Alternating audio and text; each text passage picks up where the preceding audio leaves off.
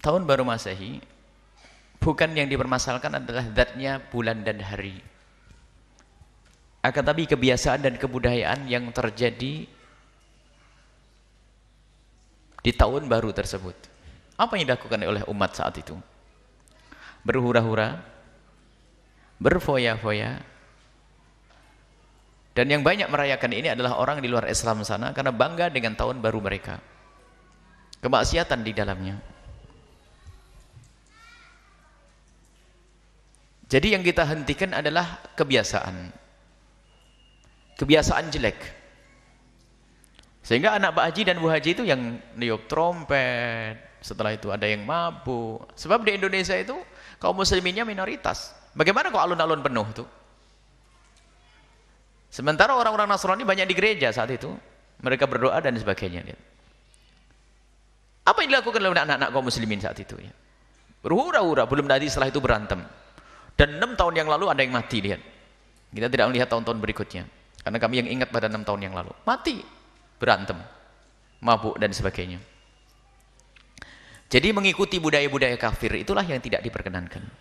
Kalau masalah hari, kita pakai hari, tanggal kita pakai mereka, tanggal mereka. Biarpun semestinya kita sudah mulai berubah di dalam diri kita, rumah kita membiasakan dengan tahun Hijriah. Yang disitulah ada sangkut pautnya dengan banyak kewajiban. Wajib seorang tua mengetahui kelahiran anaknya secara Hijriah. Untuk mengetahui kapan anaknya usia tamyiz, kapan anaknya balik. Dan ibadah ada hubungannya dengan tahun Hijriah, bukan tahun Masehi. Nggak ada hubungan ibadah dengan tahun Masehi, nggak. Semuanya adalah tahun Hijriah. Dan kalaupun tahun Masehi sudah dilakukan negara, kenapa kita harus merayakan tahun baru Masehi itu? Dengan cara yang tidak dibenarkan itu. Jadi mengikuti budaya orang kafir. Ini disebutkan dalam Al-Quran, satattabi'unna sananal ladzina min qablikum shibran bi shibrin dhira'an bi dhira'in hatta law dakhalu fi hujri dabbin la dakhaltumuh. Disebutkan bahwasanya nanti ada kelompok dari kalian ini ada yang bakal mengikuti budayanya orang di luar Islam. Budaya, bukan urusan akidah saja. Kebiasaan shibran bi shibrin, sejengkal demi sejengkal. Sedira itu setengah depa, atau sedepa demi sedepa. Sampai kalau mereka tuh masuk ke lubang biawak ngikut, masuk ke lubang biaya. Begitulah keadaan umat Islam yang lemah pendirian, kerjaannya ngikut-ikut saja. Dan memang umat Islam ini banyak yang lemah pendirian. Coba, kita itu heboh dengan merayakan tahun baru Masehi.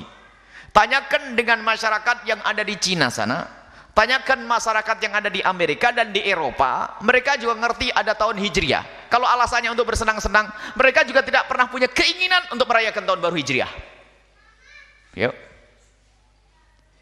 Mereka juga senang berlibur ya. Berlibur senang mereka, akan tapi pun mereka tidak pernah punya kepikiran dan tidak pernah punya keinginan untuk merayakan tahun baru Hijriah. Tapi umat Islam di negeri kita ini habis mulai tahun baru Masehi, nanti tahun baru Cina, nanti tahun baru apalagi, nah habislah. Giliran tahun baru Hijriah, tidur.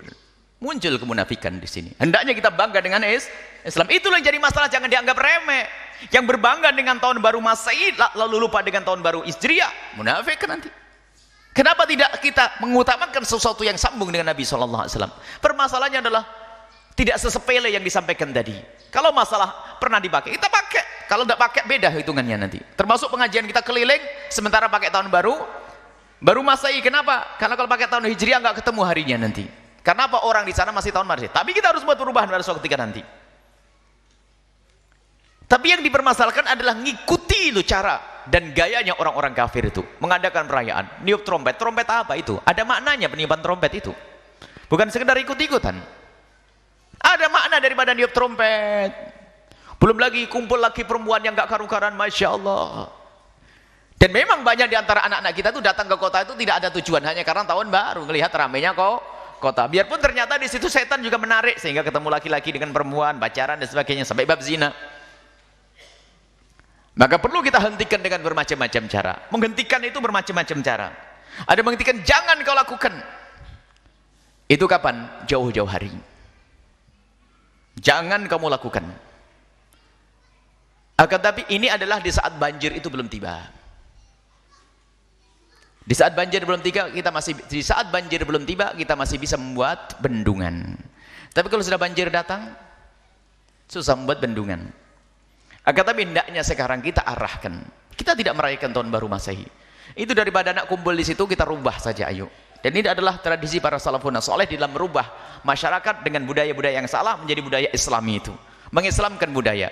Bagaimana mereka kita lupakan dengan tahun baru Masehi?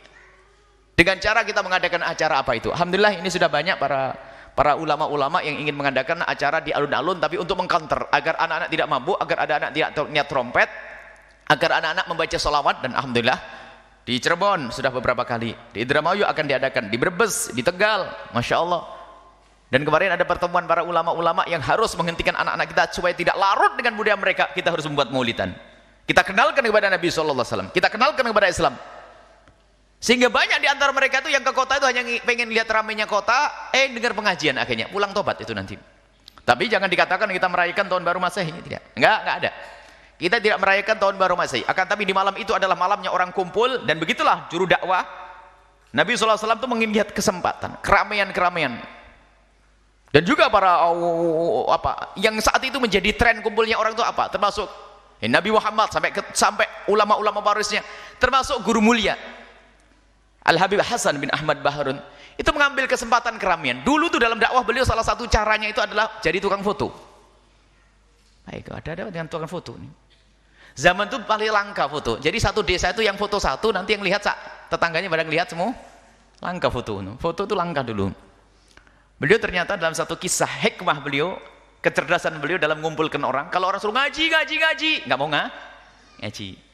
Akhirnya tukang foto ini selalu fotonya dibawa oleh orang berikutnya, muridnya.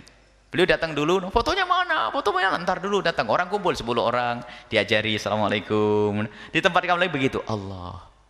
Dan bawa mic beliau, bawa mic sendiri Allah. Alhamdulillah dengan ketulusan beliau, lihat. Beliau belum lama wafat, akan tapi keberkahan dirasakan oleh umat. Murid-murid beliau dari mana-mana.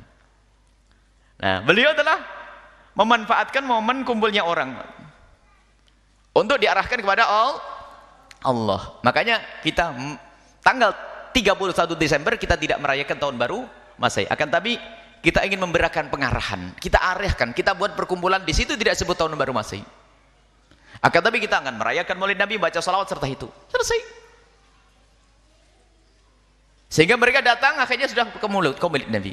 Sebab kalau di rumah saja dibilang keting kuper. Kalau keluar ada tempat untuk ngaji. Baik, ini jadi permasalahannya jangan dianggap sesepele itu. Akan tapi permasalahannya adalah kita itu kagum dengan budayanya orang kafir, ngikuti cara hidupnya orang kafir, dan itu adalah kemunafikan, dan itu musibah besar di hati. Kadang-kadang tahun baru Hijriah saja pindah itu nggak ngerti. Oh, sudah tahun baru Hijriah ya? Oh iya. Tahun baru Masehi sebelum berapa bulan sudah tahu? Masya Allah. Ini musibah pada kita.